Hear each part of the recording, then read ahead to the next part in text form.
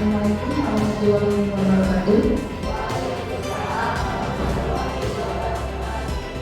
Selamat pagi semuanya. Selamat bahagia bagi kita semua. Tak lupa kita menjaga puji dan syukur kehadiran Allah Subhanahu wa Ta'ala, yang mana atas rahmatnya kita semua bisa berkumpul di ruangan ini dalam keadaan sehat walafiat. Tak lupa juga saya ucapkan terima kasih kepada ibu kepala sekolah serta rekan-rekan guru semuanya yang sudah meluangkan waktunya untuk dapat hadir di sini, ikut berpartisipasi dalam sosialisasi yang akan saya sampaikan mengenai materi diskriminasi budaya positif di sekolah. Nah, adapun topik pembahasan di sini yang akan saya bahas ini ada beberapa materi yang akan saya sampaikan. Di antaranya itu ada materi yang pertama, perubahan paradigma belajar. Materi yang kedua, disiplin positif. Kemudian materi yang ketiga, motivasi perilaku manusia. Yang keempat, kebutuhan dasar manusia. Yang kelima, posisi kontrol guru. Yang keenam, keyakinan kelas. Dan materi terakhir, segitiga restribusi. Nanti kalau misalkan memungkinkan masih ada waktu, saya akan menayangkan beberapa penerapan mengenai kegiatan budaya positif yang sudah saya lakukan di kelas. Nah, lanjut saja ya ke materi yang pertama. Materi yang pertama itu mengenai perubahan paradigma belajar. Sebelumnya di sini saya mengingatkan bahwa kita ini sebagai guru, di mana guru itu memiliki peranan yang sangat penting dalam memajukan dunia pendidikan. Kita pasti tentunya ingin menginginkan anak didik kita itu menjadi anak didik yang sesuai dengan profil belajar Pancasila, ya. Di mana juga dalam pembelajaran kita itu harus selalu mengingat bahwa pembelajaran itu haruslah sesuai dengan filosofis dari Ki Hajar Dewantara, di mana pembelajaran itu haruslah dilakukan dengan berpihak kepada guru, ya. Nah, itu. Kemudian di sini juga KHD mengucapkan bahwa kita itu tidak bisa mencetak anak didik sesuai dengan keinginan kita, tetapi kita itu harus mengikuti keinginan anak didik kita, ya. Karena setiap anak didik itu mempunyai kontrolnya sendiri-sendiri, ya. Dimana ada yang menyebutkan apabila contohnya kalau kita bertani padi, maka tidak mungkin kita menghasilkan jagung, tidak mungkin menghasilkan yang lain, pasti akan menghasilkan padi, ya. Nah, seperti itu. Nah, di sini pun terjadi perubahan paradigma belajar dari yang tadinya paradigma belajar itu sesuai dengan stimulus respon, beralih atau berubah kepada pendekatan teori kontrol, di mana Stephen R. Covey pada tahun 1991 mengatakan bahwa bila kita ingin membuat kemajuan perlahan, sedikit-sedikit ubahlah sikap atau perilaku Anda. Namun, bila kita ingin memperbaiki cara-cara utama kita, maka kita perlu mengubah kerangka acuan kita. Ubahlah bagaimana Anda melihat dunia, bagaimana Anda berpikir tentang manusia.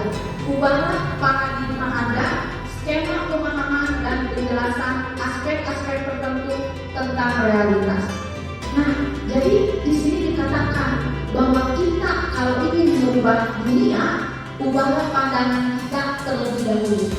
Nah, karena kita notabene seorang guru yang merupakan bekerjanya dan bergelut di dunia pendidikan, maka kalau kita ingin merubah dunia pendidikan, maka kita harus merubah sudut pandang kita terhadap anak didik kita, ya, terhadap anak didik kita, di mana setiap anak didik itu memiliki karakter yang berbeda-beda, yang tidak dapat kita menyesuaikan anak sesuai dengan keinginan kita. Nah, ini sesuai dengan paradigma ini. Kemudian lanjut, di sini terdapat perubahan paradigma belajar, ya. Nah, di mana perubahan paradigma belajar di sini itu yang tadinya stimulus respon berubah ke teori kontrol.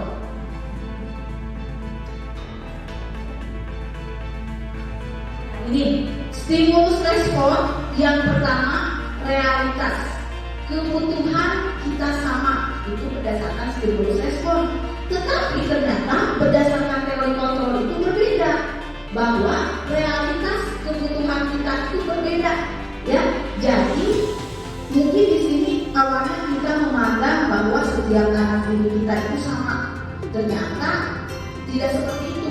Ya, anak didik kita itu memiliki karakter yang berbeda-beda, sikap yang berbeda-beda, dan keanekaragaman, sehingga kebutuhan mereka pun tidak akan sama.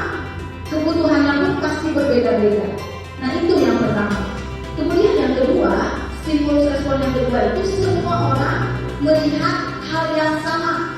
Sedangkan berdasarkan teori kontrol, setiap orang itu memiliki gambaran yang berbeda-beda.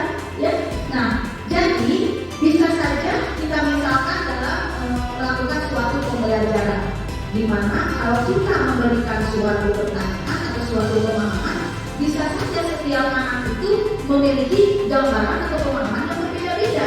Ya, karena seperti yang tadi saya jelaskan bahwa setiap anak itu tidak sama, tapi memiliki karakter yang berbeda-beda. Ya, nah kemudian stimulus yang ketiga, stimulus responnya, kita mencoba mengubah orang agar berpandangan sama dengan kita. Tetapi berdasarkan teori kontrol, kita berusaha memahami pandangan orang lain terhadap dunia. Jadi di sini kita itu harus bisa menghargai pendapat orang lain, karena tidak semua pandangan kita dan orang lain itu sama, ya. Jadi kita harus bisa menghargai pendapat orang lain, ya. Kemudian stimulus respon yang keempat, perilaku buruk dilihat sebagai suatu kesalahan. Tetapi berdasarkan teori kontrol, semua perilaku itu memiliki tujuan. Di sini kita mungkin selalu berpikir bahwa apabila anak didik kita itu melakukan suatu hal yang buruk, maka itu suatu kesalahan. Tapi ternyata tidak seperti itu. Ternyata bahwa setiap perilaku buruk yang dilakukan oleh siswa itu pasti ada tujuannya. Contoh kecilnya, kalau misalkan di kelas itu suka ada anak yang nakal, yang mengganggu temannya, yang mengobrol ketika pembelajaran, atau misalkan lari-lari ketika pembelajaran. Nah, kita harus berpikir, oh itu ada tujuannya. Tujuannya apa? Bisa jadi tujuannya mencari perhatian dari teman, atau misalkan mencari perhatian dari guru karena ingin diperhatikan, atau misalkan secara khusus ingin dirangkul oleh guru. Nah, seperti itu, ya. Kemudian stimulus kontrol selanjutnya adalah orang lain bisa mengontrol saya. Sedangkan berdasarkan teori kontrol, Anda tidak bisa mengontrol orang lain, ya. Karena yang bisa mengontrol diri sendiri adalah kita diri sendiri. Tidak bisa kita mengontrol orang lain, karena setiap orang itu berbeda-beda, ya. Kemudian selanjutnya ada stimulus kontrol, pemaksaan ada pada saat bujukan gagal. Itu berdasarkan stimulus respon. Sedangkan berdasarkan teori kontrol, kolaborasi dan konsensus menciptakan pilihan-pilihan baru, ya. Jadi di sini kita itu dalam melakukan pembelajaran kepada siswa itu bukan harus dengan paksaan, tetapi harus memunculkan solusi-solusi baru. Misalnya, contohnya di kelas saya itu terdapat murid yang lemah atau kurang tanggap, kurang cepat dalam memahami materi, karena dari siswa yang bodoh, ya, kurang cepat. Mungkin di sini pun ada guru yang bertanya seperti saya begini, ya. Nah, itu. Tapi kita tidak bisa memaksakan pengetahuan dia sudah diajar harus bagus nilainya, tidak bisa. Tapi kita harus berpikir memunculkan solusi. Bagaimana caranya supaya si anak tersebut itu tidak ketinggalan pelajaran, tapi mau mengikuti pembelajaran. Makanya kita cari apa kesukaan dari siswa tersebut. Misalkan dari segi pengetahuan memang dia kurang, tapi ternyata dari keterampilan dia bagus. Nah, seperti itulah. Jadi kita memberikan solusi-solusi untuk anak didik kita, ya. Kemudian yang terakhir, model berpikir menang atau kalah berdasarkan stimulus respon. Sedangkan berdasarkan teori kontrol, model berpikir menang-menang. Jadi di sini itu kita harus berpikir positif, harus menanamkan rasa percaya diri bahwa kita bisa dan kita yakin bisa menang. Nah itu, jadi kita tanamkan kepada setiap anak bahwa kalian semua bisa, tidak ada yang tidak bisa. Nah itu berdasarkan perubahan paradigma belajar dari yang tadinya stimulus respon, kita sudah harus berubah menuju ke teori kontrol. Nah kemudian selanjutnya materi yang kedua ada mengenai disiplin positif. Ya. Nah disiplin positif, tujuan dari disiplin positif adalah menanamkan motivasi pada murid-murid kita, yaitu untuk menjadi orang yang mereka inginkan dan menghargai diri sendiri dengan nilai-nilai yang mereka percaya. Nah, di sini tujuan dari disiplin positif ini berarti kita tidak bisa mendisiplinkan anak itu dengan sesuatu hal yang ditakuti. Misalnya anak itu bisa disiplin itu karena akan takut aturan. Tidak bisa seperti itu. Justru kita harus menemukan kesadaran kepada dalam diri siswa supaya si anak itu sadar, ya, dan apa yang disebut dengan motivasi intrinsik, motivasi dalam diri siswa. Jadi si siswa itu harus bisa berpikir bahwa kalau saya melakukan aturan, maka efeknya akan seperti ini. Tapi kalau saya tidak melanggar aturan, maka efeknya akan seperti ini. Jadi kita harus menumbuhkan kesadaran dalam diri siswa, ya. Kemudian kebanyakan orang akan menghubungkan kata disiplin dengan kata tertib, teratur, dan kepatuhan pada peraturan. Kata disiplin juga sering dihubungkan dengan hukuman, padahal itu sungguh berbeda. Karena belajar tentang disiplin positif tidak harus dengan memberi hukuman. Justru itu adalah salah satu alternatif terakhir dan bila perlu tidak digunakan sama sekali, ya. Kadang-kala kita itu ya dalam mendisiplinkan anak itu pasti selalu dikaitkan dengan hukuman, ya, dengan hukuman. Nah dari sekarang itu kita rubah sudut pandang yang seperti itu. Kita gunakan kata-kata yang lebih halus supaya anak itu bisa mendisiplinkan diri. Contohnya, apabila dalam pembelajaran di kelas, biasanya di akhir pembelajaran itu kan anak-anak suka mengerjakan pikir kelas. Biasanya suka ada anak yang, ibu, si itu tidak pikir. Nah biasanya saya suka mengucapkan kata, kalau tidak pikir, ibu denda, misalkan kalian harus membayar denda. Nah itu tidak boleh, kita ganti dengan kata-kata yang lebih lembut, ya, supaya timbul kesadarannya. Coba kalau misalkan tidak pikir, apa yang terjadi di kelas kita? Kotor, Bu.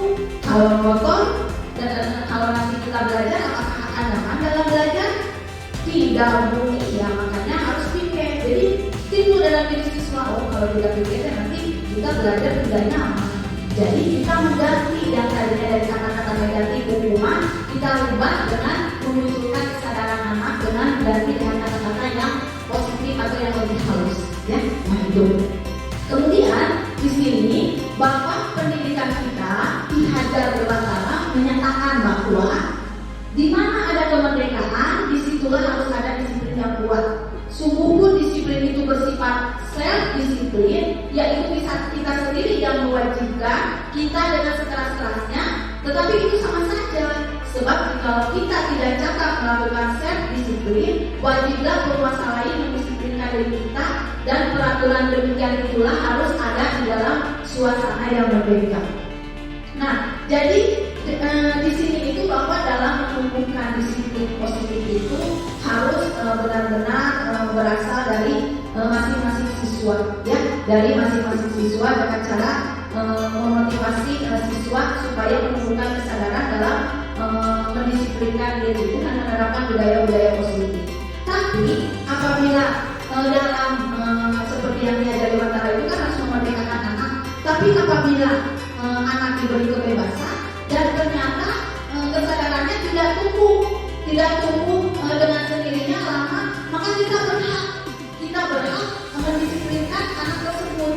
Dia mendisiplinkan dengan memberikan arahan-arahan kepada anak itu, yaitu dengan mengganti kata-kata rumah dengan menunjukkan kesadaran, kata-kata yang negatif diganti dengan kata-kata yang lebih halus. Jadi kalau misalkan di sini si anak untuk menunjukkan kesadarannya lama atau misalkan tidak tertumbuh baik, misalkan kita patut memberikan arahan kepada anak tersebut. Ya. Nah, itu. Selanjutnya di sini sebagai pendidik, tujuan kita adalah menciptakan anak-anak yang memiliki disiplin diri sehingga mereka bisa berperilaku dengan mengacu pada nilai-nilai kebajikan universal dan memiliki motivasi intrinsik dan ekstrinsik.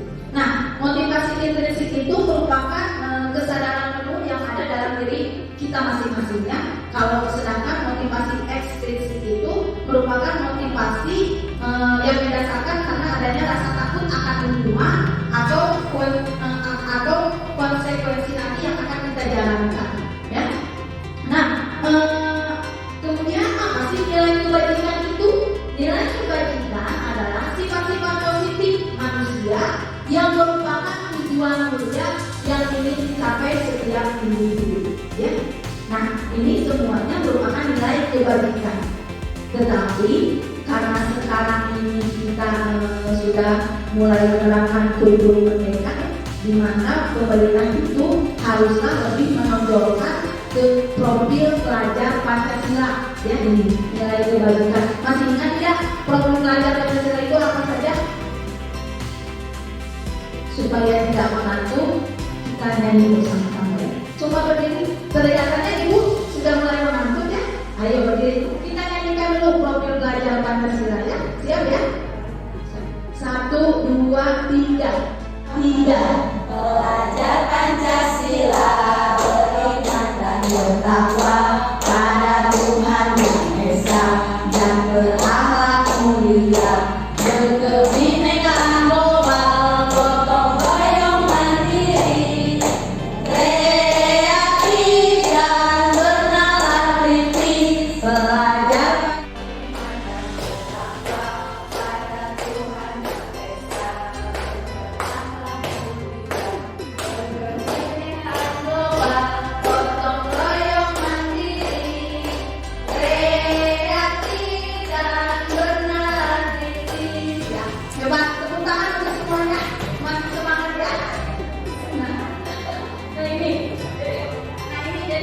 ini profil pelajar Pancasila merupakan salah satu nilai kebajikan. Ya, di sini ada beriman bertakwa kepada Tuhan Yang Maha Esa, berakhlak mulia, mandiri, bernalar kritis, berkebinekaan global, bergotong royong dan kreatif. Nah, selain ini sebenarnya masih ada lagi nilai kebajikannya. Di sana ada PDP ya, sikap murid, toleransi, rasa hormat, integritas, mandiri, menghargai, antusias, empati, pengetahuan, kreativitas, kerjasama, percaya diri dan komitmen. Kemudian ada lagi 9 pilar karakter. Ada cinta Tuhan dan segenap ciptaannya, kemandirian dan tanggung jawab, kejujuran atau amanah diplomatis, hormat dan santun, dermawan, suka menolong dan gotong royong, percaya diri, kreatif dan bekerja keras, kepemimpinan dan keadilan, baik dan rendah hati, toleransi, kedamaian dan kesatuan. Ya. Tetapi mungkin kita ini sekarang lebih menonjolkan kepada profil pelajar Pancasila ya, di mana setiap sekolah itu kan pasti memiliki visi ya, memiliki visi, dan sekarang ini visi itu dikaitkan dan haruslah dikaitkan dengan profil pelajar Pancasila karena itu capaian yang kita inginkan terhadap anak didik kita. Coba di sini ada yang masih ingat tidak visi dari sekolah kita itu apa? Coba kan? Iya benar, boleh berdiri biar terlihat cantik.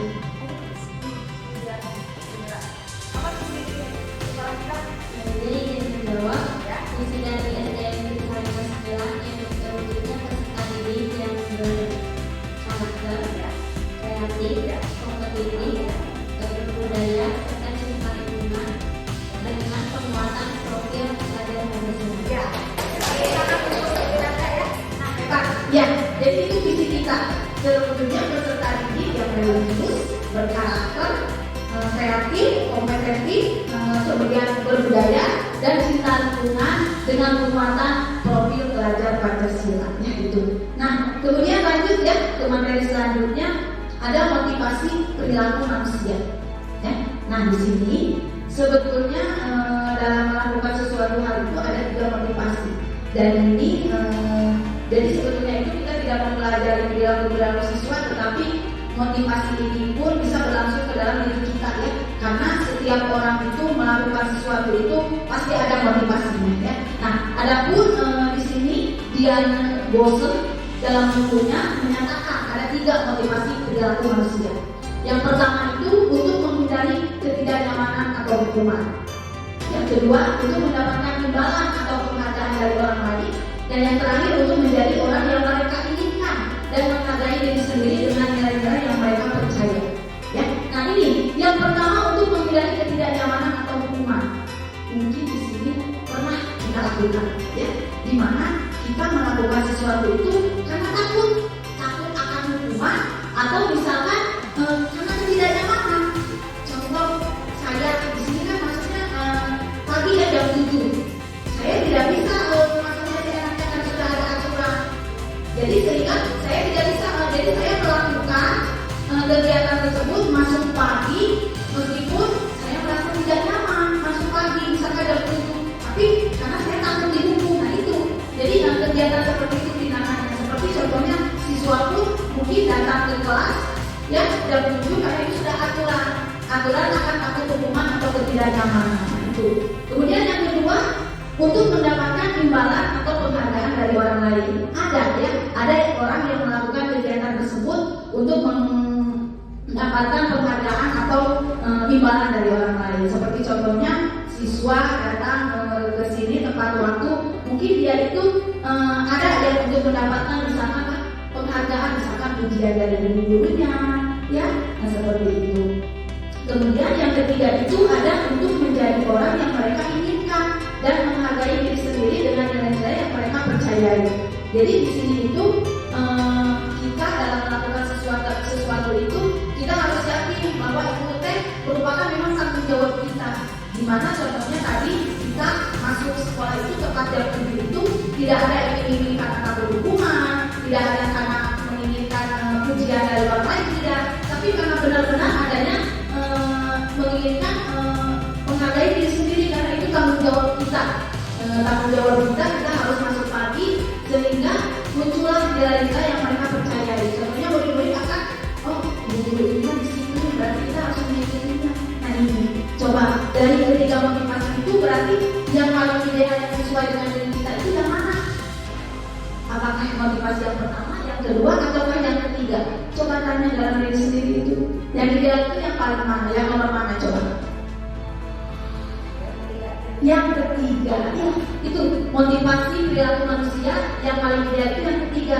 Dimana kalau kita melakukan sesuatu itu kita jangan berharap mau imbalan atau pujian, bahkan kita tidak perlu takut akan hukuman atau ketidaknyamanan. Karena kalau kita mengerjakan sesuatu dari hati dengan rasa tanggung jawab, maka motivasi yang ketiga itu akan muncul dengan sendirinya. Jadi lebih membuat kita itu untuk melatih rasa tanggung jawab, ya. Nah itu.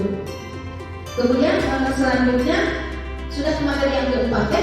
Materi yang keempat itu yaitu mengenai 5 kebutuhan dasar manusia, ya. 5 kebutuhan dasar manusia. Nah, di sini ternyata tugas kita bukan semata-mata hanya mengajar dan mengajar saja, ya. Tetapi di sini juga guru harus mengetahui apa sih yang murid kita butuhkan, ya. Apa sih yang murid kita butuhkan? Kemudian selain itu juga kebutuhan dasar apa yang harus kita penuhi, ya. Nah di sini ada 5 kebutuhan dasar manusia. Di antaranya ada bertahan hidup, kasih sayang dan rasa diterima, penguasaan atau kebutuhan atas kemampuan, kebebasan, kebutuhan akan pilihan, kesenangan, kebutuhan untuk merasa senang. Nah, yang pertama, kebutuhan dasar yang pertama itu manusia yaitu bertahan hidup. Kalau bertahan hidup berarti jelas kebutuhan yang harus dipenuhi itu ada 3 kebutuhan pokok dasar manusia, yaitu kebutuhan akan makan, akan minum, ya, akan tempat tinggal, dan kebutuhan akan menggunakan pakaian. Bahkan sekarang mungkin bertambah kebutuhan akan materi seperti uang. Betul tidak? Karena kalau tidak ada uang, tidak bisa apa-apa pun benar. Karena segala sesuatu oke dinama dengan menggunakan uang. Ya. Jadi uang juga bisa termasuk salah satu kebutuhan untuk bertahan hidup. Kemudian selanjutnya ada kasih sayang dan merasa diterima. Nah, mungkin kebutuhan ini yang kebanyakan siswa kita inginkan, yaitu kebutuhan kasih sayang dan merasa diterima. Ya, jadi di sini itu kita harusnya memberikan kasih sayang kepada siswa dan rasa diterima. Jangan sampai kita membeda-bedakan siswa, karena kan setiap kelas itu pasti akan ada siswa yang menonjol, ya, atau yang pintar, ada juga siswa yang kurang, ya. Nah, jadi di sini kita tidak boleh membeda-bedakan perhatian kita hanya kepada siswa yang menonjol saja, yang pintar saja, tapi kita harus bisa menerima siswa kita yang kurang. Kita berikan kasih sayang sehingga kebutuhan kasih sayang dan rasa diterima siswa-siswa kita itu terpenuhi. Nah itu. Kemudian yang ketiga ada penguasaan, kebutuhan pengakuan atas kemampuannya. Nah di sini kita harus bisa mengakui kemampuan dari setiap siswa. Seperti tadi yang sudah saya jelaskan, di mana di kelas saya ada siswa yang kurang dalam pengetahuan, tetapi ternyata dari segi keterampilan siswa itu hebat. Misalkan disuruh menyanyi, dia menyanyi dengan lantang, bagus suaranya dibanding dengan teman-teman yang lainnya. Kemudian apabila disuruh menggambar, dia pun bagus menggambar. Disuruh azan, dia bisa azan. Nah, kita harus bisa mengakui kemampuan anak tersebut, bahwa mungkin dari segi pengetahuan dia kurang, ternyata dari segi keterampilan dia bagus. Jadi itu kita harus memberikan pengakuan atas kemampuan itu, ya. Jadi kebutuhan kekuasaannya bisa diterima oleh anak tersebut, ya. Dan yang keempat ada kebebasan, kebutuhan akan diri. Nah kalau kebutuhan kebebasan mungkin sudah diberikan ya kepada anak didik kita. Contohnya di sini kan ada salah satu ekstrakurikuler, ya, di mana di sini itu anak bebas kan untuk memilih, tidak kita patok anak itu untuk mengikuti ini, anak ini ikut ekstrakurikuler ini, anak ini ikut, tapi tidak, tapi sesuai dengan minat dan bakat anak itu sendiri, memilih, memberikan kebebasan dan seluas-luasnya untuk memilih ekskul tersebut. Begitupun dengan pembelajaran. Pembelajaran pun kita lakukan, kita kembali lagi ke filosofis Ki Hajar Dewantara, yaitu untuk berpihak kepada murid. Jadi dalam melakukan pembelajaran kita harus mengikuti keinginan dari murid, tapi keinginan juga yang bagaimana yang kita turuti, ya, kalau sesuai kita ikuti. Misalkan kalau dalam menyelesaikan suatu soal, biasanya kan anak ada yang suka sendiri, ada yang saya mau berbarengan dengan itu yang mengerjakannya. Selama anak itu bisa bertanggung jawab, misalkan tidak mengandalkan pilot-pilot, tapi benar-benar bekerja sama, kita berikan kebebasan yang seluas-luasnya untuk anak tersebut. Bagaimana caranya, tapi anak itu bisa paham dan bisa mengisi soal tersebut. Nah itu. Kemudian yang terakhir, kesenangan, kebutuhan untuk merasa senang, ya.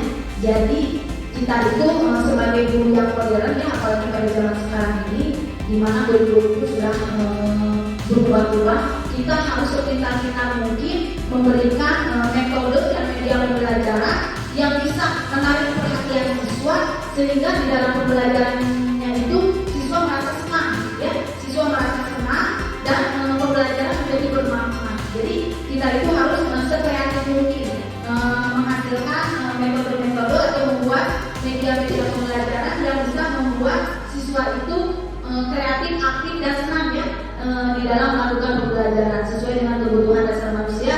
Yang terakhir yaitu kesenangan. Nah, itu mungkin yang materi yang keempat. Selanjutnya, nah, materi yang kelima di sini ada 5 posisi kontrol dulu. Nah, sebelum dimulai ke materi yang ini, kita rehat sejenak, stretching dulu, ya, supaya ibu-ibu semua di sini tidak mengantuk, ya, supaya bisa lebih semangat. Stretchingnya mengikuti apa yang saya ucapkan, ya, mengikuti apa yang saya ucapkan. Ibu-ibu ikuti apapun yang saya ucapkan, ikuti. Siap? Siap, ya? Permen, stretching.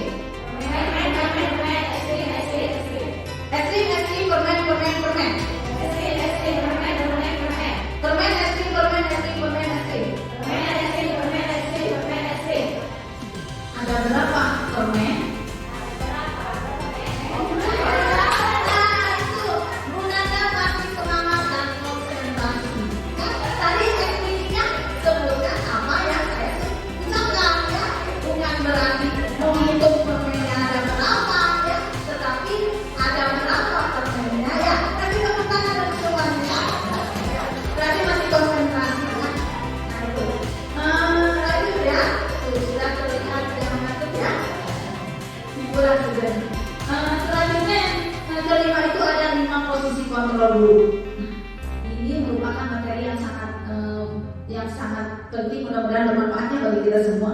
Karena di dalam melakukan suatu pembelajaran itu, apalagi kita yang belajar di suatu lembaga sekolah, pasti akan ada yang namanya masalah ataupun kasus pasti ada. Nah, jadi kita itu harus bisa memposisikan kontrol gurunya seperti ini ya. Lima posisi kontrol guru itu, yang pertama ada penunggu, kedua pembuat merasa bersalah, yang ketiga ada teman, yang keempat ada pemantau, yang kelima manajer. Ya, itu 5 posisi kontrol guru. Nah, di sini ada sebuah contoh kasus. Adik yang terlambat hadir di sekolah. Kita di sini akan belajar memposisikan kelima posisi kontrol guru tersebut. Nah, kasusnya yaitu adik yang terlambat hadir di sekolah. Nah, ini ya. Yang pertama itu 5 posisi kontrol. Yang pertama ada pendukung. Ya, pendukung di sini. Nada suara dalam pendukung itu tinggi. Bahasa tubuhnya mata melotot. Tapi tidak keluar makanya mata melotot saja. Kemudian jari menunjuk-nunjuk menghardik. Ya, ucapannya pasti seperti ini. Terlambat lagi, pasti terlambat lagi, selalu datang terlambat. Kapan bisa datang tepat waktu? Nah, itu kata-katanya pasti seperti itu, karena marah.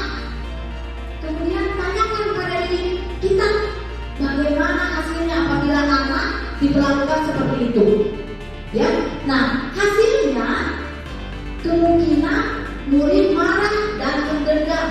Memang murid akan mengikuti atau menuruti, tapi dalam hatinya mungkin anak akan mendendam, marah, sehingga atau bersifat agresif. Bisa jadi sesudah kembali dulu atau kembali ke kelasnya, murid tersebut akan mencoret-coret buku atau menjatuhkan. Lebih buruk lagi apabila munculnya rasa dendam di mana? Mungkin pulang sekolah, guru yang tadi marahin saya akan saya kerjain. Misalkan, contohnya di sini, misalkan kalau ada ibu-guru yang membawa motor atau mobil bisa ikut peskel sanksi banget, atau misalkan lebih parah lagi menggunakan benda-benda tajam atau yang lainnya. Nah itu yang jadi di sini itu memang bagus ya, memang bagus penghukum misalkan supaya anak itu jerak ya, tidak melakukannya lagi. Tapi efek nantinya akan seperti apa? Akan marah mendendam dalam hati seperti itu. Nah, jadi itu yang pertama sebagai pendukung posisi kontrol guru. Kemudian bagaimana kalau kita memposisikan diri kita itu sebagai pembuat merasa bersalah? Pembuat merasa bersalah. Nadanya seperti ini, memelas, halus, sedih, bahasa tubuh merapat pada anak dan lesu. Kata-katanya masih seperti ini. Adik, kamu ini bagaimana ya? Kamu sudah berjanji dengan ibu tidak akan terlambat lagi. Kamu kenapa ya senang sekali mengecewakan ibu? Ibu benar-benar kecewa sekali. Nah, mungkin kata-katanya seperti itu membuat merasa bersalah. Tetapi bagaimana hasilnya? Kita tanyakan pada diri kita. Hasilnya mungkin murid akan merasa bersalah. Tetapi karena telah mengecewakan ibu gurunya, akan tetapi murid yang merasa bersalah itu akan berpikir bahwa dia itu menjadi orang yang gagal dan tidak sanggup membahagiakan orang lain. Kadang-kadang sikap seperti ini lebih berbahaya. Jadi dari sikap penghukum karena apa? Kalau penghukum tadi lebih emosi, jadi apa yang mereka tidak suka mereka lakukan meskipun di luar sekolah ataupun di luar yang lainnya ya. Tapi kalau si merasa bersalah hanya disimpan dalam hati, dan merasa kalau dia itu gagal, dia mengecewakan orang lain, dia tidak bisa berbuat apa-apa, sehingga bisa saja sewaktu-waktu emosinya itu meledak, ya, emosi meledak. Ia lebih baik kalau emosinya keluar atau meledak, tapi kalau disimpan dalam hati akan menjadikan siswa kita itu bagaimana coba, ya? Jadi mungkin akan lebih menyakiti dirinya sendiri. Nah itu si pembuat merasa bersalah ini lebih bahaya daripada si penghukum, ya. Nah kemudian selanjutnya kita memposisikan diri kita itu sebagai teman.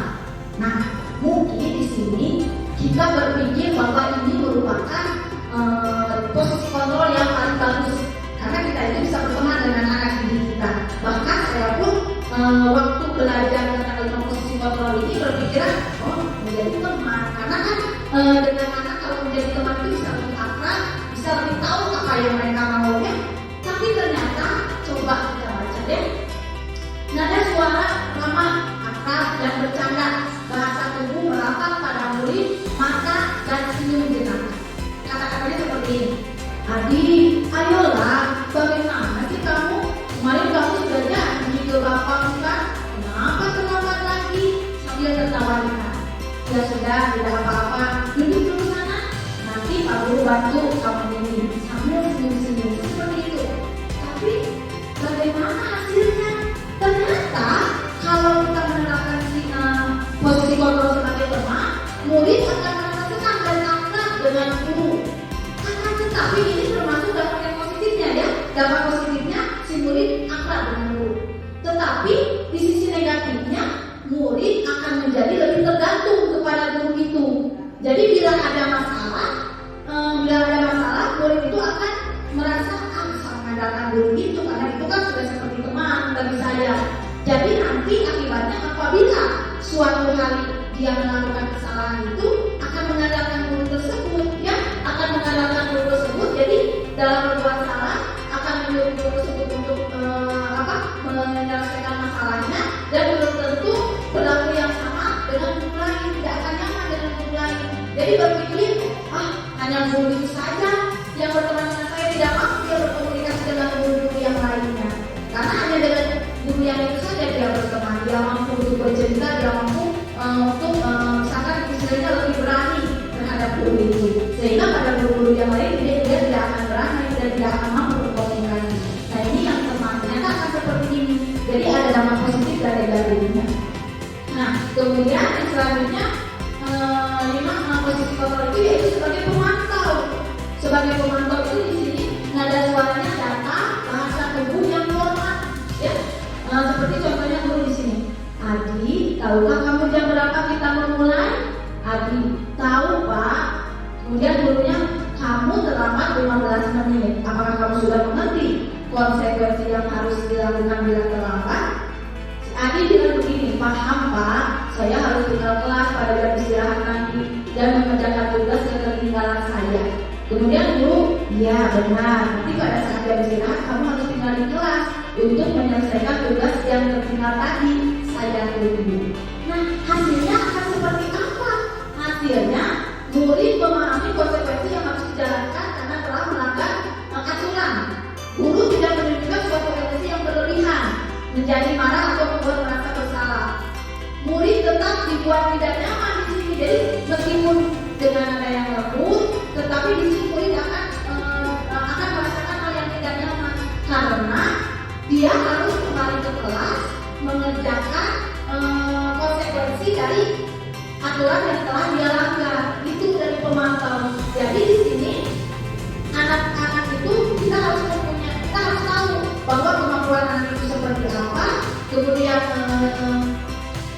sebabnya apa. Jangan sampai di sini si anak itu merasa ada beban yang harus mereka kerjakan. Jadi mereka berpikir, setelah barangkali ini saya harus misalkan mengerjakan tugas atau hukuman yang diberikan oleh guru tersebut. Nah itu, jadi jangan sampai seperti itu. Kemudian yang terakhir itu ada manajer. Nah ini 5 posisi kontrol itu yang terakhir ada manajer.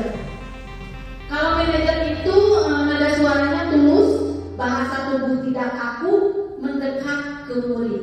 Ya, nah guru, Adi, apakah kamu mengetahui jam berapa sekolah dimulai? Adi, tahu Pak, jam 7. Guru, ya, jadi kamu terlambat. Kira-kira bagaimana kamu akan memperbaiki masalah ini? Adi, saya bisa menanyakan teman saya Pak untuk mengejar tugas yang tertinggal. Guru, baik, itu bisa dilakukan. Apakah besok akan ada masalah untuk kamu agar bisa hadir tepat waktu ke sekolah? Tidak Pak, kata Adi, saya bisa hadir tepat waktu. Guru, baik, saya hargai usahamu untuk memperbaiki diri. Itu sebagai manajer. Jadi dalam manajer itu, si guru itu memberikan solusinya, bukan dia sendiri yang memberikan, tapi si anak. Gimana solusinya supaya tidak terlambat lagi. Nah, kemudian pada posisi manajer itu guru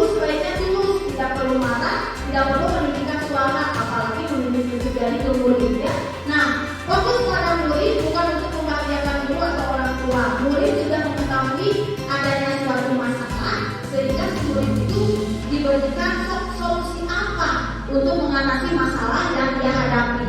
Bagaimana caranya supaya nanti tidak terlambat lagi. Jadi bukan kita sebagai guru yang menyuruh siswa harus begini, tetapi di sini siswanya yang memberikan solusi. Coba bagaimana supaya tidak terlambat. Seperti itu posisi kontrol manager. Nah, dari kelima posisi kontrol manager tersebut, menurut ibu-ibu yang paling ideal itu yang mana yang harus diterapkan ke murid-murid kita apabila menemukan suatu masalah atau kasus. Manajer ya. Karena manajer ini sudah menyangkut dari kelima posisi kontrol yang tadi. Penghukum, kemudian merasa bersalah, kemudian pemantau ya. Nah ini, jadi manajer itu memang merupakan 5 posisi kontrol yang paling ideal ya. Nah yang harus kita terapkan ketika kita mengalami suatu kasus terhadap anak didik kita atau masalah. Nah itu mungkin nanti kalau misalkan masih ada waktu bisa saya tayangkan beberapa video mengenai 5 posisi kontrol. Nah kita sudah lanjut ke materi yang terakhir. Masih ada ya, karena 7. Ini berarti yang ke-6 ada mengenai keyakinan kelas. Ya, keyakinan kelas. Mengapa keyakinan kelas? Mengapa tidak peraturan kelas saja? Ya, nah itu.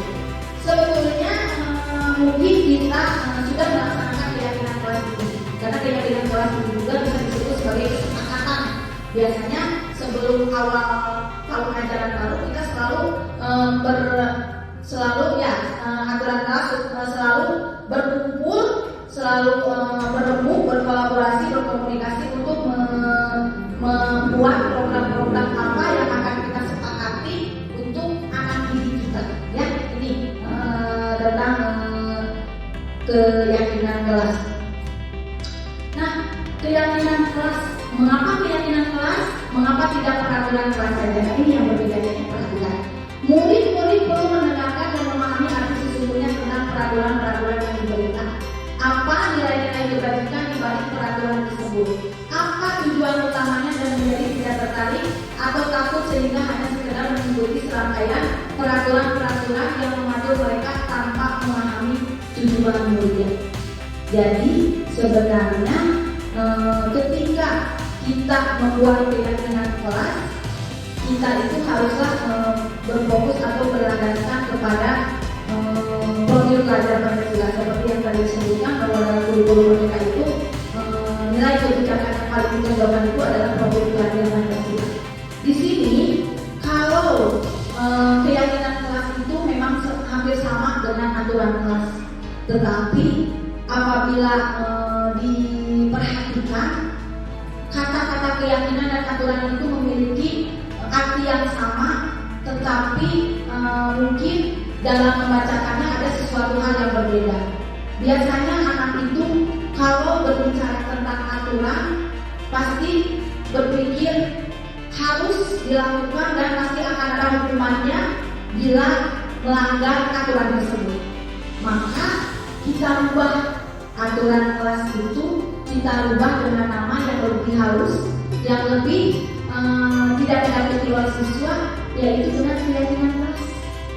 Kita rubah. Nah, dalam pembuatannya pun keyakinan kelas itu berbeda dengan aturan. Kalau aturan itu biasanya lebih memaksa siswa untuk mengikutinya, dimana kalau tidak mengikutinya akan ada aturan. Contoh, dilarang buang sampah sembarangan. Yaitu dilarang buang sampah sembarangan. Kemudian tidak boleh terlambat datang ke sekolah. Nah itu aturan. Dan di sana berarti kalau tidak boleh, berarti itu sesuatu yang harus dijalankan tidak boleh. Itu sudah ada kata-kata yang mungkin kata-katanya lebih ke menakutkan ya seperti itu. Kita ganti dengan kata-kata yang lebih halus. Misalkan keyakinan kelas itu tidak perlu panjang-panjang, tetapi mudah diterima siswa dengan tadi memunculkan kesadaran siswa. Contohnya, tidak boleh datang terlambat. Kita sampaikan kalau misalkan datang terlambat akan seperti apa. Jadi kita ganti kata tidak boleh teh dengan kata-kata yang lebih halus. Coba contoh seperti apa coba ibu? Ada yang bisa membuat? Jadi tidak ada kata-kata yang menekankan siswa tidak boleh membuang sampah sembarangan. Kita ubah kata-katanya yang harus berarti seperti apa coba? Nah, ya. Jadi kata-katanya kalau membuang sampah sembarangan, bagaimana yang akan terjadi? Nah, misalkan akan kotor. Kalau kotor nanti akan banyak lalat. Kemudian kalau misalkan ada lalat akan menimbulkan penyakit. Nah, jadi lebih memunculkan kesadaran siswa akan adanya keyakinan kelas. Jadi siswa itu harus belajar tanggung jawab. Jadi memang hampir sama kata-katanya, tidak boleh buang sampah sembarangan. Itu pun sama. Pada intinya tidak boleh buang sampah sembarangan, tapi menggunakan kata-katanya harus. Kalau kita membuang sampah sembarangan, apa yang akan terjadi? Misalkan akan banyak sampah, akan kotor. Misalkan kalau kotor nanti lalat akan datang, akan mengakibatkan apa? Penyakit. Nah, seperti itu. Jadi keyakinan kelas itu tidak usah banyak-banyak. Kemudian tidak boleh berkelahi di dalam kelas. Nah, kita ganti dengan kata-kata yang lebih halus. Ya, kalau berkelahi di dalam kelas itu akan mengakibatkan apa? Kemudian apakah itu merugikan bagi kita dengan kata-kata yang seperti itu, yang lebih halus kata-katanya. Dan itu dibuatnya oleh siswa. Ya, jadi kita hanya menjadi pemantau saja. Coba apa yang siswa inginkan dalam keyakinan kelas, apa yang siswa inginkan, tapi dengan catatan nanti itu harus diikuti karena itu mereka yang membuat, maka harus mereka ikuti sehingga muncullah tanggung jawab siswa terhadap keyakinan kelas yang dibuat. Ya. Nah, nilai kewajiban menjadi landasan dalam membuat suatu keyakinan sekolah atau kelas. Ya, seperti tadi yang saya sebutkan, tidak terlepas dari yang namanya profil belajar Pancasila. Karena acuan kita, apalagi kurikulum merdeka itu nilai kebajikan yang lebih ditonjolkan itu yaitu mengenai profil belajar Pancasila. Nah, itu mengenai keyakinan kelasnya. Nah, kemudian di sini ada tahapan menciptakan program kebajikan. Lihat daftar kebajikan yang telah disusun bersama. Tentukan nilai-nilai kebajikan yang ingin dijadikan perhatian utama di sekolah. Anda kurang pendapat dalam kelompok. Sempurnakan beberapa daftar nilai-nilai kebajikan yang utama. Bahas kembali dalam kelompok utama. Nah, kalau bisa buatlah poster atau muat di sosial media. Karena sekarang ini sudah canggih-canggih, sudah modern, sudah ada Instagram gitu ya. Jadi kalau misalkan kita membuat suatu keyakinan kelas atau keyakinan sekolah pun kita bisa tempel di atau kita bisa share ke Instagram ya, supaya semua orang bisa melihat ya. Nah, begitu. Ini tahapan menciptakan program kebajikan. Kemudian di sini, ini di sini. Kembali lagi prosedur pembentukan keyakinan sekolah atau kelas. Nah, ini ada contohnya. 1. Mempersilakan warga sekolah atau murid-murid di sekolah kelas untuk bertukar pendapat tentang peraturan yang perlu disepakati. Jadi seperti contoh kemarin, saya sudah menerapkan keyakinan kelas kepada anak didik saya di kelas 5. Saya buat mereka menjadi beberapa kelompok, di mana setiap kelompok itu tuliskan apa saja keyakinan kelas yang akan mereka buat. Kemudian nanti kita pilih-pilih mau keyakinan kelas mana yang kita sepakati. Karena keyakinan kelas itu tidak apa-apa, tidak terlalu banyak juga ya, sedikit juga, tapi anak-anak benar-benar harus menjalankan keyakinan kelas tersebut. Kemudian yang kedua, mencatat semua masukan-masukan para murid atau warga sekolah di papan tulis atau di kertas besar, di mana semua anggota kelas warga sekolah bisa melihat hasil surat pendapat. Kemarin saya menempelnya di kertas karton, kemudian di kertas lipat yang kecil, kemudian ditempel, sehingga sewaktu-waktu apabila ada anak yang lupa akan keyakinan kelas, mereka bisa melihat dan menjalankannya ya. Kemudian yang contohnya yang ketiga dulu ya, susunlah keyakinan kelas sesuai prosedur pembentukan keyakinan sekolah atau kelas. Gantilah kalimat-kalimat dalam bentuk negatif menjadi positif. Contohnya itu kalimat negatifnya jangan berlari di kelas atau koridor. Nah, kita ganti kalimatnya ke kalimat yang lebih halus, kalimat positif, berjalan di kelas atau koridor. Jadi jangan berlarinya kita ganti dengan kata-kata yang lebih halus, berjalan di kelas kelas atau koridor. Berarti kan kalau berjalan itu sama juga dengan tidak boleh terlari ya, tetapi ini lebih halus kata-katanya. Nah, kemudian yang keempat, tinjau kembali data surat pendapat yang sudah dicatat. Mungkin akan mendapati bahwa pernyataan yang tertulis di sana masih banyak yang berupa peraturan-peraturan seperti itu. Selanjutnya ada warga sekolah atau murid untuk menemukan nilai kebajikan atau keyakinan yang ditunjuk dari peraturan tersebut. Contohnya berjalan ke kelas, katakan tuh. Jadi kan begini, tidak boleh ngobrol. Dengarkan ibu ketika sedang menjelaskan materi. Tidak berhenti dengan dengarkan ibu guru yang sedang menjelaskan materi.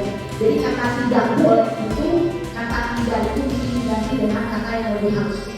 Tidak, jangan seperti itu ya. Betul. Nah ini, datanglah tepat waktu. Waktu berada di bawah satu payung, yaitu keyakinan untuk saling menghormati atau nilai kebajikan hormat. Jadi keyakinan kelas yang kita buat itu haruslah berpacu kepada nilai-nilai kebajikan yang sudah tadi saya jelaskan. Ya, nah itu. Selanjutnya di sini ada yang kelima, tinjau ulang keyakinan sekolah atau kelas secara bersama-sama. Selanjutnya setelah beberapa peraturan telah disatukan menjadi beberapa keyakinan, maka dengan memberi pernyataan keyakinan kelas itu akan dilakukan.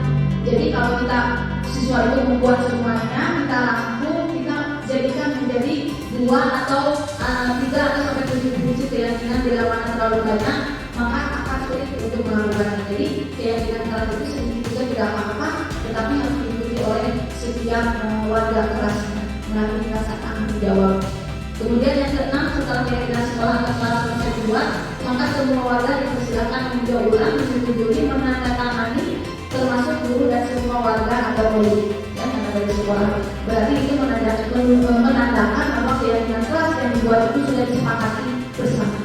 Dan yang terakhir, keyakinan sekolah atau kelas selanjutnya bisa diletakkan di dinding kelas, tempat yang mudah dilihat oleh semua warga kelas. Nah ini, jadi memang keyakinan kelas itu sama halnya dengan aturan ya, tetapi pada ternyata setelah saya mempelajari bahwa bukan aturan, karena aturan itu bukan negatif ya Bu, tapi siswa itu kalau mendengar aturan itu pasti langsung sibuk kalau melanggar ya, komunikasi seperti itu. Jadi kita ubah dengan keyakinan kelas atau kesepakatan kelas ya. Nah ini kita sudah sampai di materi yang terakhir, yaitu tentang restitusi ya. Bagaimana? Apakah masih semangat atau sudah mengantuk?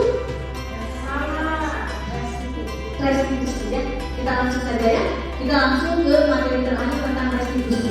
Restitusi itu adalah proses menciptakan kondisi bagi murid untuk memperbaiki kesalahan mereka sehingga mereka bisa kembali pada kelompok mereka dengan karakter yang lebih kuat. Restitusi itu ada 3 tahapan, disebutnya segitiga restitusi. Ini apabila kita bukan menemukan masalah, bukan apabila ya, karena mungkin masih ada masalah dalam suatu lembaga, dalam suatu kelas pasti ada masalah. Kita bisa mengatasi masalah tersebut atau menyelesaikannya dengan menggunakan segitiga restitusi. Saya sudah menerapkan segitiga restitusi ini di kelas.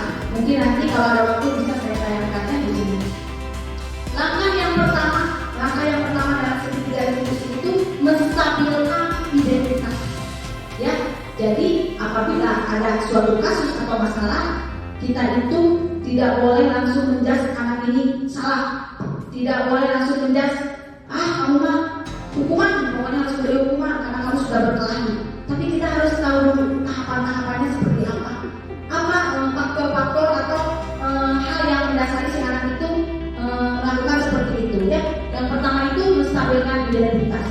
Bagian dasar dari segitiga bertujuan untuk mengubah identitas anak dari orang yang gagal karena mereka melakukan kesalahan menjadi orang yang sukses. Ada yang melanggar peraturan karena sedang mencari perhatian adalah anak yang sedang mengalami kegagalan. Dia mencoba untuk memenuhi kebutuhan dasarnya, namun ada benturan. Kalau kita mengkritik dia, maka akan tetap membuatnya dalam posisi gagal. Jadi harus bagaimana? Nah, kita gunakan kalimat-kalimat yang bisa membuat anak itu berubah dari yang gagal menjadi yang sukses. Contohnya, kalau misalkan anak-anak itu ada yang berkelahi, kita panggil anak tersebut.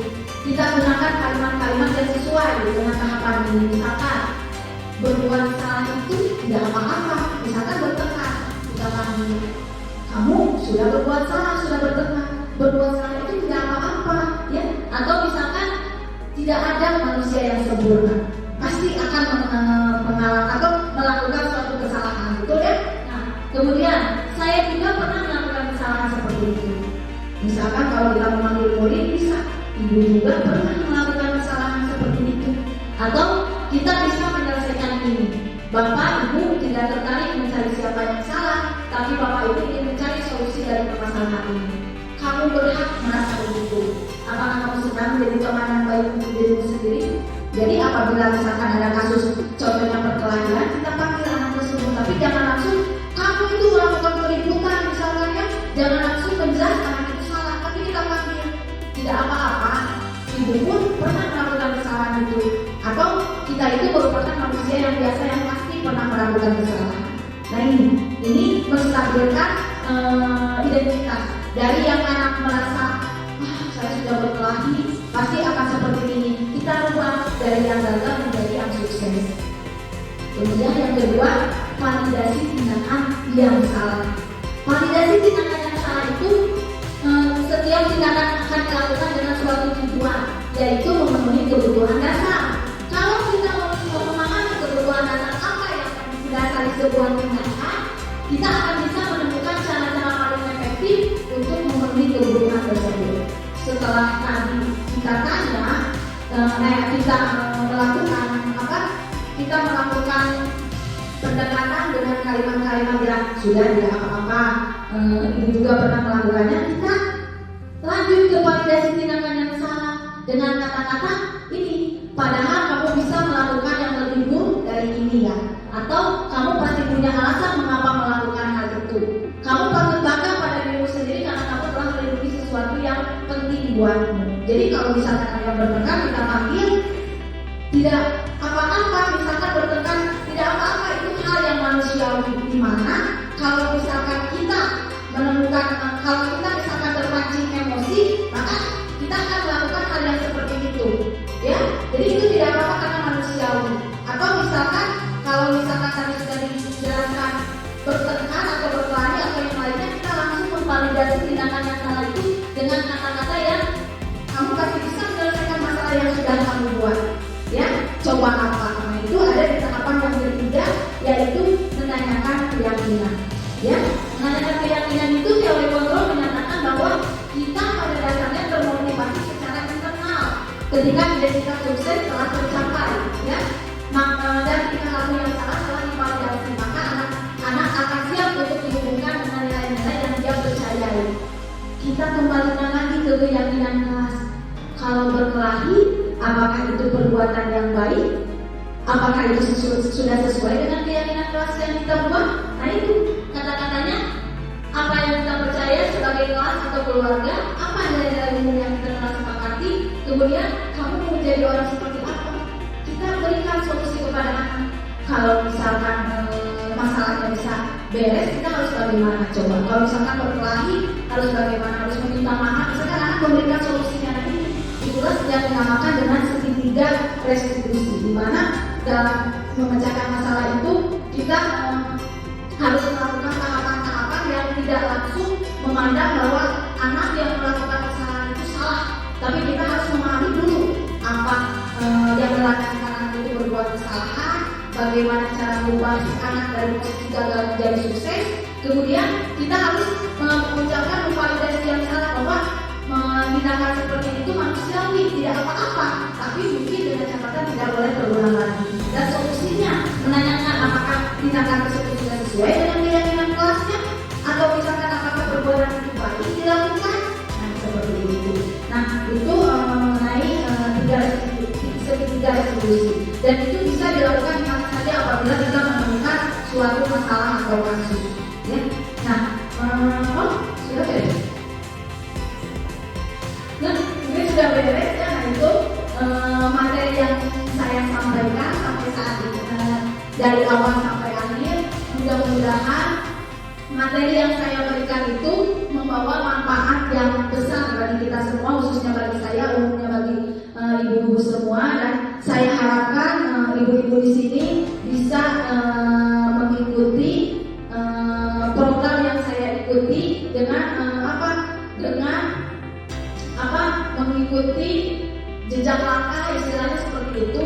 Karena mengikuti program penggerak ini tidak seseram apa yang ibu bayangkan, apalagi dia yang masih muda. Kemudian Bu Nanda, Bu Eka, ayo kita jadikan sekolah kita ini menjadi sekolah yang mampu menggerakkan orang lain, ya.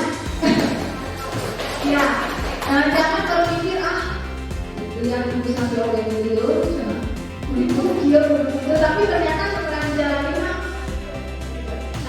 nggak kalau itu kan berjalan begitu saja, ya. Jadi setiap tugas dan tugas itu dikerjakan, pada akhirnya beres meskipun lama, tetapi tidak melebihi waktu yang sudah ditentukan, ya. Dan juga ternyata alhamdulillah mengikuti program ini guru-guru di sini mensupport, memberi semangat dan besar sekali sehingga membuat saya lebih semangat, ya. Karena apa? Karena ya saya mengikuti program bergerak ini istilah nama terus kalau bekerja kader terus. Karena apa? Karena kalian yang akan datang, masa saya tidak datang? Tapi pada akhirnya mungkin sudah ditakdirkan urolognya oleh Allah SWT seperti ini. Jadi tidak ada salahnya kalian mengikuti, ya, apalagi yang muda, Bu Eka, Bu Nanda, yang muda. Nah, mungkin itu materi yang bisa saya sampaikan. Sebelum itu apakah ada yang ingin bertanya atau misalkan sudah apakah ada yang ingin menanggapi? Enggak? Kemudian Bismillahirrahmanirrahim. Assalamualaikum warahmatullahi wabarakatuh. Terima kasih atas kesempatannya. Karena bisa diberi kesempatan bertanya, saya bertanya. Saya akan menyoroti dari ke-7 tadi yang dijelaskan di tugas-tugasnya. Saya menyoroti yang kelima. Ini ada mengenai 5 posisi kontrol diri. Nah, dari 5 posisi kontrol diri ini semua memiliki nilai yang positifnya, termasuk menghukum, kemudian memberikan pembuat merasa bersalah, menjadi teman, penangkap, dan lain-lain. Nah, yang kelima ini ada 5 posisi kontrol diri yang sebagai manajer. Dan manajer ini adalah salah satu posisi guru yang ideal.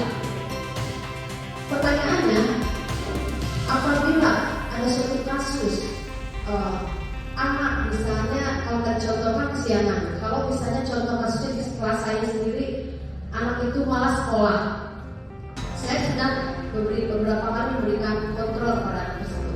Nah, bagaimana kalau pada posisi kontrol guru kita sebagai manajer, karena yang paling ideal tadi, anak tersebut tetap tidak berhasil. Maksudnya kita sebagai guru menerapkan hal itu tetap tidak berhasil. Nah, bagaimana solusinya sebagai manajer? Terima kasih. Assalamualaikum warahmatullahi wabarakatuh. Tepuk tangan untuk beliaunya. Ya, terima kasih atas pertanyaannya. Kalau berbicara tentang posisi kontrol itu memang 5 posisi kontrol itu harus kita kuasai, ya. Karena dari pernyataannya juga dijelaskan 5 posisi kontrol guru, ya. Jadi ini kelima ini harus kita pahami, harus kita kuasai, ya. Tetapi seperti yang dijelaskan oleh pihak Dewantara, yaitu di mana dalam kita itu harus memerdekakan murid, ya. Kita itu harus memerdekakan murid, pembelajaran berpihak pada murid. Tapi bagaimana kalau dalam memerdekakan murid itu apabila ada suatu masalah, sudah menerapkan 5 posisi kontrol manajer tidak berhasil, harus bagaimana? Seperti yang dikatakan tadi, tujuan pendidikan. Kalau misalkan si anak tersebut jadi hal yang pertama kita lakukan, tumbuhkan dulu kesadaran anak. Tapi kalau ternyata kesadaran anak itu tidak tumbuh, ya, misalkan lama tumbuhnya, bagaimana? Kita bisa melakukan hal-hal yang paling terakhir, yaitu dengan memberikan hukuman kepada anak tersebut. Itu jalan terakhir apabila dalam menyelesaikan masalah itu posisi kontrol ini tidak bisa diterapkan. Jadi bisa kita melakukan hukuman, tapi itu sudah menjadi hal yang paling terakhir. Jadi hal yang pertama kita lakukan, kita kita berusaha dulu memberikan arahan-arahan kepada anak tersebut dengan mendisiplinkan diri, dengan melakukan dengan menerapkan budaya-budaya positif kepada anak, menumbuhkan kesadaran anak dengan memotivasi intelijensi kreatif, memotivasi intelijensi. Karena di sini kan disebutkan kalau kita tidak bisa mendisiplinkan anak, maka harus ada lembaga yang mendisiplinkan anak tersebut. Karena kan kita lembaga dari sekolah kan. Jadi kalau misalkan tidak bisa disiplinkan anak itu, kita bisa mendisiplinkan anak, ya, mendisiplinkan anak dengan cara yang tadi. Tidak apa-apa kita memberikan hukuman tersebut karena itu sudah menjadi hal yang paling mentok istilahnya dilakukan. Karena dengan kelima posisi kontrol ini sudah dilakukan, tetapi si anak itu masih seperti itu. Jadi tidak apa-apa kita memberikan hukuman, ya. Kita memberikan hukuman dengan cara supaya si anak tersebut disiplin karena sesuai dengan pemikiran tadi yang saya sebutkan, tujuan budaya positif itu mendisiplinkan anak. Tapi kalau anak masih seperti itu tidak apa-apa, kita lakukan, kita berikan hukuman supaya si anak itu jerah dan supaya anak itu mau berubah dan mau melakukan hal-hal yang bisa mendisiplinkan dirinya itu. Nah mungkin seperti itu, ya. Oh ya, bisa ditambahkan oleh Ibu Haji. Assalamualaikum warahmatullahi wabarakatuh. Menanggapi apa yang telah dijelaskan oleh Ibu Santi dan atas pertanyaan yang tadi, dalam situasi ini kita selalu guru bakal terus mengalami hal yang serupa sesuai dengan dasarnya anak yang datang ke sekolah itu beragam. Di sekolah harus diperlukan semua dengan tujuan pendidikan yang itu adalah merdeka pada belajarnya, tetapi dengan acuan juga harus begini dan harus begini. Dengan sifat yang itu, 5 posisi kontrol guru yang tadi dijelaskan ke 1, ke 2, ke 3, dan ke 4 itu merupakan hal yang tidak diperbolehkan. Tapi yang kelima merupakan satu hal yang boleh kita lakukan karena itu yang terbaik di dalam situasinya. Tetapi yang pada akhirnya barusan kembali lagi itu adalah ke yang pertama, manakala itu sudah mentok dilakukan oleh kita semua. Jadi pada dasarnya teori yang kita pelajari, teori yang kita dapatkan tetap harus disesuaikan dengan situasi dan kondisi sekolah dan potensi masing-masing sekolah. Contoh di kelas 3 itu beragam sekali karakter yang ada pada siswa. Yang satu karakternya emosional, yang satu karakternya pemalas, yang satu karakternya selalu berbohong, yang satu karakternya selalu penyerang, yang satu karakternya lagi selalu caper. Nah itu membuat guru semakin bingung untuk menyikapinya. Tapi dengan semua yang dijelaskan tadi oleh Ibu Santi, mudah-mudahan kita itu bisa menerapkan teori demi teori yang kita pelajari sehingga kita tidak menjadi bingung lagi apa itu kurikulum merdeka dengan catatan profil pelajar Pancasila itu. Alhamdulillah kelas kita sudah hafal semua. Itu lagunya. Nah, kemudian mengurus sedikit itu aturan yang tadi diulas itu harus dijalani dengan keyakinan kelas. Insya Allah akan kita ubah menjadi keyakinan kelas. Tetapi kalau dilihat dari kata-kata yang sudah diterapkan, itu semuanya adalah kata-kata yang tidak ada kata-kata negatif. Semua itu positif. Tentang tepat waktu ke sekolah, tidak memakai tidak. Ya. Jadi itu semua hasil dari kita musyawarah siswa kelas 3 dengan guru dan dengan orang tua waktu itu. Alhamdulillah itu sudah bisa dilaksanakan. Kemudian untuk sekarang Ibu Nanda, Ibu Eka, cobalah dia untuk mengikuti jejak langkah Ibu Santi. Kalau demikian itu harus sudah maju ke depan karena sudah perlu nanti untuk jadi calon pemimpin sekarang ini maju lagi. Itu mungkin harapan yang bisa saya berikan di sini. Mudah-mudahan semuanya lancar dan berkah dari Allah Subhanahu wa Ta'ala. Terima kasih. Assalamualaikum warahmatullahi wabarakatuh. Tepuk tangan untuk kita semua di sini. Alhamdulillah ya. Nah mungkin betul sekali apa yang dikatakan oleh Ibu karena memang segala sesuatu itu harus kembali lagi ke situasi dan korupsi ya. Karena memang waktu belajar pun saya berpikirnya yang paling tepat kita sebagai pendidik itu mungkin teorinya sebagai teman ya, karena memposisikan sebagai teman itu bisa lebih akrab atau yang lainnya, tapi ternyata setelah mempelajarinya ternyata seperti ini. Tapi kembali lagi ya ke kondisi dan situasi itu. Nah mungkin untuk materi sudah cukup ya, karena tidak ada yang bertanya, saya saja yang bertanya, boleh? Boleh ya? Mungkin pertanyaannya berhubungan dengan materi tadi yang sudah saya jelaskan ya. Pertanyaannya, kalau dalam mencapai suatu masalah itu kan kita bisa menggunakan segitiga restitusi.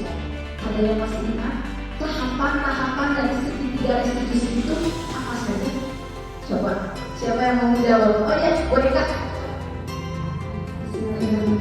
Boleh berdiri ya. Assalamualaikum warahmatullahi wabarakatuh.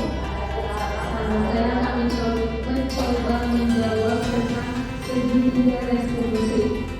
Yang pertama, menstabilkan identitas. Yang kedua, validasi tindakan yang salah. Yang ketiga, menanyakan keyakinan kelas.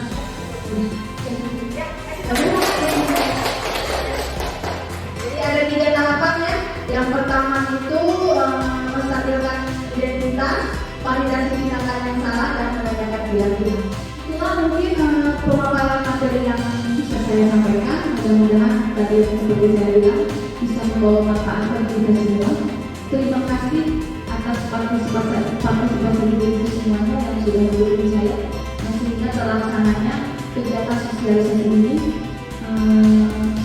Tidak banyak yang bisa saya katakan, hanya alhamdulillah, terima kasih saya memiliki rekan kerja yang begitu hebat sekali. Mohon maaf apabila ada salah-salah kata. Wabillahi taufiq wal hidayah. Wassalamualaikum warahmatullahi wabarakatuh. Visi SD9, religius, karakter, kreatif, kompetitif, berbudaya, cinta lingkungan. Yes, yes, yes. Semangat!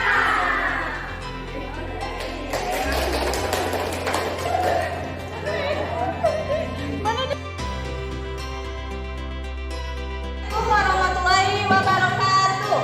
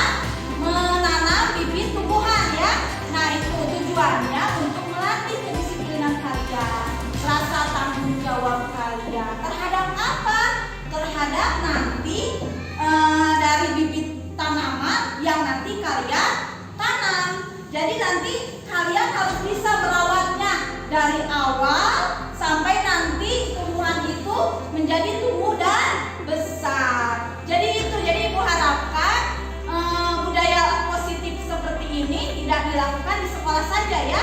Nanti kalau misalkan di rumah pun kalian bisa melakukannya. Apabila di rumah kalian memiliki kebun, nanti kalian boleh ya menanam bibit tanaman yang lainnya di kebun kalian. Nah, usahakan kedisiplinan ini bisa terus berlanjut sampai nanti kalian naik ke kelas-kelas selanjutnya. Nah, untuk ini bibit-bibit sayuran yang nanti akan kalian tanam. Di sini ada kangkung, ada pakcoy sawi hijau, ada sawi putih, ya, dan juga ada bayam, ya, ada bayam. Ini nanti kalau misalkan sudah menanamnya, kalau kalian sudah merawat dengan baik, kita lihat bagaimana perkembangannya ya, apakah akan tumbuh dengan baik atau tidak. Jadi kita lihat nanti bagaimana cara kalian merawat tanaman yang nanti akan kalian tanam. Paham ya? Ya. Untuk mengefisienkan waktu supaya waktu tidak terbuang percuma, sekarang kita lanjut saja ya. Kita lanjut ke halaman kelas. Kita menanam bibit tanaman yang sudah disediakan dengan baik ya. Nah, biar lebih teratur, boleh sekarang kalian berbaris di sini dengan membawa polybag dan tanah yang sudah kalian siapkan. Coba satu baris laki-laki, satu baris perempuan. Ya. Kalau yang masih belum ada tanahnya boleh dibuka saja polybagnya. Biar nanti langsung. Sudah siap ya? Yuk, kita keluar yuk.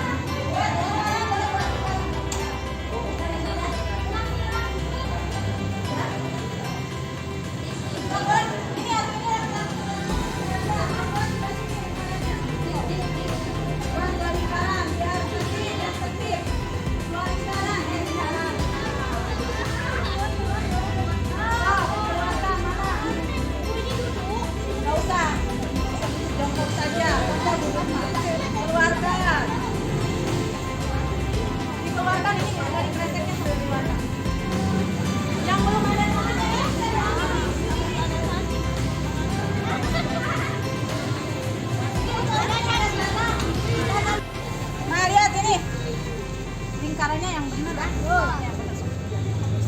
Ini udah ada ini ya, udah ada. So kreseknya boleh dibuang kreseknya. Nah ini bisa nanti dimasukkan ke sini.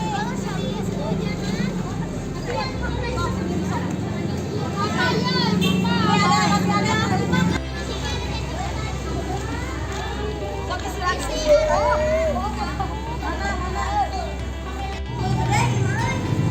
silakan. Nah ini udah ada kan tanahnya semua ini. Sok lingkarannya agak besar ya, sudah sempit kok. Ya, ini yang laki-laki udah tanahnya semua. Sampahnya buang ke tempat sampah. Ya. Ya.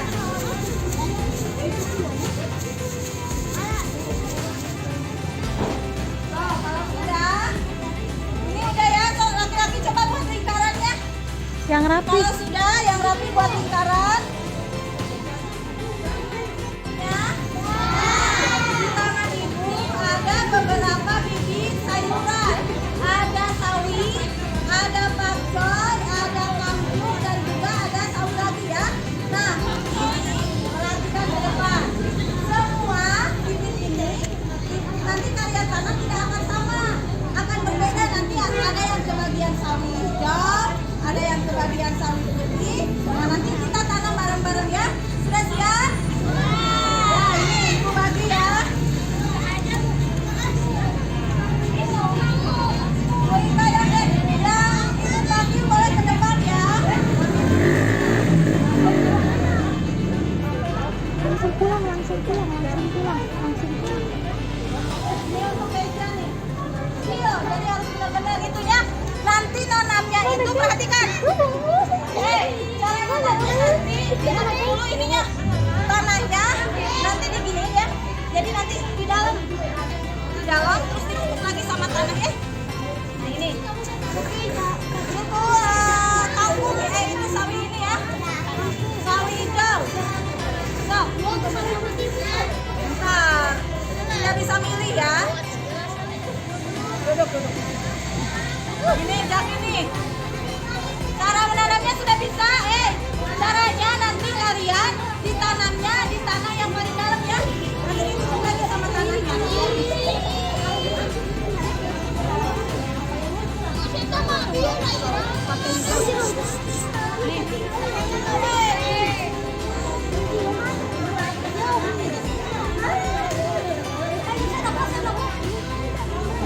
Pakai tangan juga nggak apa-apa.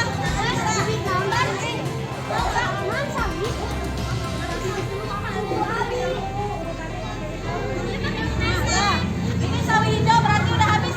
Ingat-ingat, yang mana sawi hijau nanti ditempel ya. Ingat-ingat siapa aja sawi hijau. Sekarang lanjut ke sawi putih. Nah, sawi hijau tadi ditempel. Ini sawi putih.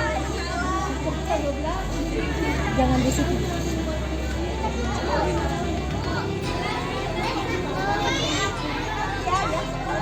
Nih, sawi putih ya ini nih. Dari siapa itu dari Andika. Ya, ini lah sawi putih. Bu, tadi ini apa Bu? Aku lupa lagi. Sawi hijau. Aku juga ya, Bu. Ditanam.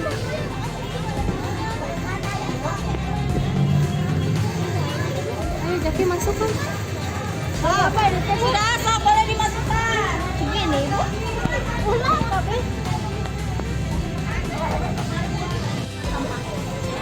Kalau sudah, boleh disimpan atau yang mau dibalik.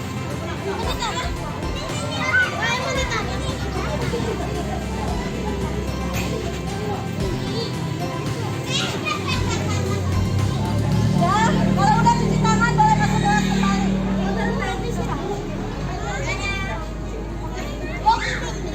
Boleh disiram dulu, disiram, masih disiram ya. Disiram sekarang, Bu. Ya. Ini jangan di sana, ini kalau di sini. Yang itu. Ini nggak bisa ya, bisa lama. Mana makanannya itu yang besar.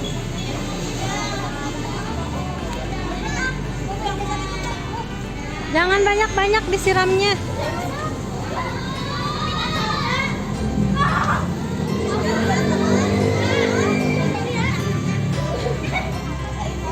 Kaira di sini. Sebelah sana juga.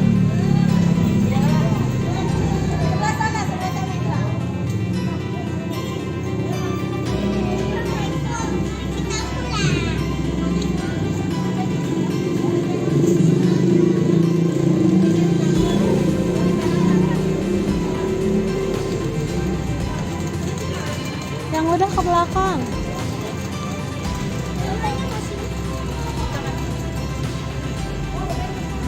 Udah beres? Au!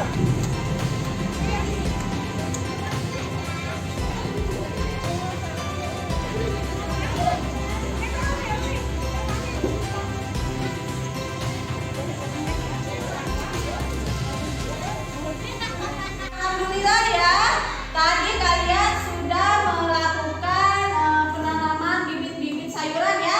Bagaimana perasaannya? Senang ya, bisa langsung menanam sayuran langsung dari bibitnya ya. Nah, untuk hasilnya kita lihat nanti ya, bagaimana cara kalian merawatnya. Kalau kalian merawatnya dengan sungguh-sungguh, insya Allah tumbuhan itu akan tumbuh dengan baik. Karena kata ibu juga kan antara tanaman dan manusia itu membutuhkan apa? Selain misalkan ditanam tadi seperti tadi, tapi membutuhkan interaksi. Interaksinya dengan cara bagaimana? Menyiraminya ya. Kemudian cari